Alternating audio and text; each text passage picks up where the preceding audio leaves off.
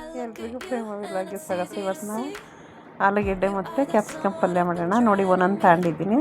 ನೋಡಿ ಖಾರದ ಪುಡಿ, ಧನಿಯಾ ಪುಡಿ, ಸ್ವಲ್ಪ ಸಾಸಿವೆ, ಇದೆಲ್ಲ ಒಗ್ಗರಣೆಗೆ ಹಾಕೊಳ್ಳೋಣ.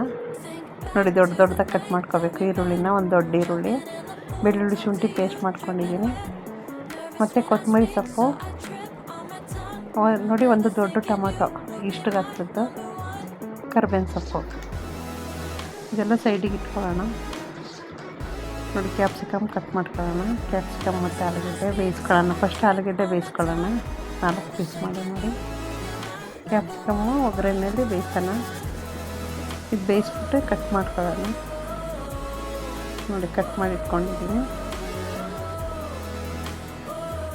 ನೋಡಿ ಈ ಥರ ಕಟ್ ಮಾಡಿಬಿಟ್ಟು ಎಲ್ಲನೂ ಪೀಸ್ ಮಾಡಿ ಇಟ್ಟೋಣ. ಫಸ್ಟು ಬಂಡಿಗೆ ಎಣ್ಣೆ ಹಾಕಿ, ಎಣ್ಣೆ ಬಿಸಿ ಆಗಿದೆಯಾ ನೋಡೋಣ.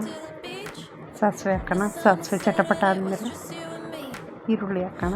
ಈರುಳ್ಳಿ ದೊಡ್ಡದಾಗಿ ಕಟ್ ಮಾಡ್ಕೊಂಡಿದ್ದೀನಿ ನಾನು.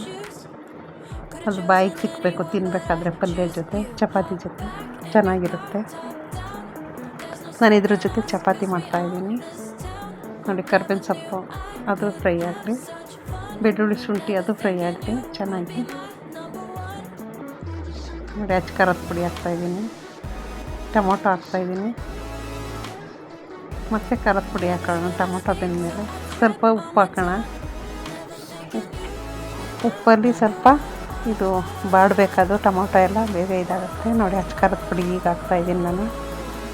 ಧನಿಯಾ ಪುಡಿ ಎಲ್ಲ ಚೆನ್ನಾಗಿ ಇದಾಗಲಿ, ಫ್ರೈ ಆಗಲಿ. ನೋಡಿ ಇವಾಗ ಕ್ಯಾಪ್ಸಿಕಮ್ ಹಾಕೋಣ. ಚೆನ್ನಾಗಿ ಇದೆಲ್ಲ ಮಿಕ್ಸ್ ಮಾಡಿಬಿಟ್ಟು ಸ್ವಲ್ಪ ಹೊತ್ತು ಅದು ಬೇಯಲಿ. ಅದು ಮೆಣಸಿನ್ಕಾಯಿ, ದಪ್ಪ ಮೆಣಸಿನ್ಕಾಯಿ ಸ್ವಲ್ಪ ಮುಚ್ಚಿಟ್ಟೋಣ. ಅದನ್ನು ಅಷ್ಟೊತ್ತು ನಾನು ಚಪಾತಿ ಇಟ್ಟು ಕಲಿಸ್ಕೊಂಡಿದ್ದೆ, ಉಂಡೆ ಮಾಡಿ ಇಟ್ಕೊಳ್ಳೋಣ ಚಪಾತಿ ಮಾಡೋಕ್ಕೆ.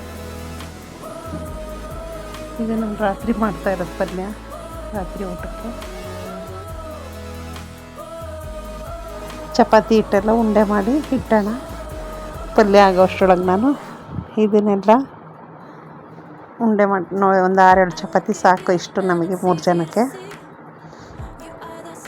ಇದನ್ನೆಲ್ಲ ಒಂದು ಸೈಡಿಗೆ ಇಟ್ಟಿರ್ತೀನಿ. ಇದು ಆಯಿತಾ ನೋಡೋಣ. ಮೆಣಸಿನ್ಕಾಯಿ ಎಲ್ಲ ಬೆಂದಿದೆ ನೋಡಿ, ಎಲ್ಲ ಆಗಿದೆ ಚೆನ್ನಾಗಿ. ಅಷ್ಟು ತುಂಬ ಚೆನ್ನಾಗಿ ಬೇಯಬಾರ್ದು ಇದು ಮೆಣಸಿನ್ಕಾಯಿ. ನೋಡಿ ಇವಾಗ ಆಲೂಗೆಡ್ಡೆ ಹಾಕೋಣ ಲಾಸ್ಟಲ್ಲಿ. ಇದು ಬೇಯಿಸಿಟ್ಟಿದ್ವಲ್ಲ, ಲಾಸ್ಟಲ್ಲಿ ಹಾಕಿದ್ರೆ ಸಾಕು. ಇದು ತುಂಬಾ ಚೆನ್ನಾಗಿರುತ್ತೆ, ಹಂಗೇ ತಿನ್ಬೋದು, ಅಷ್ಟು ಚೆನ್ನಾಗಿರುತ್ತೆ ಟೇಸ್ಟು. ಎಲ್ಲ ಚೆನ್ನಾಗಿ ಮಿಕ್ಸ್ ಮಾಡೋಣ. ಎಲ್ಲ ಮಿಕ್ಸ್ ಆದಮೇಲೆ ನೀಟಾಗಿ ಉಪ್ಪು ನೋಡಿ ಬೇಕಾದರೆ ಮತ್ತೆ ಹಾಕ್ಬೋದು. ಸ್ವಲ್ಪ ಹೊತ್ತು ಒಂದು 2-3 ನಿಮಿಷ ಮುಚ್ಚಿಟ್ಟೋಣ. ನೋಡಿ ಇದಾಗಿರುತ್ತೆ.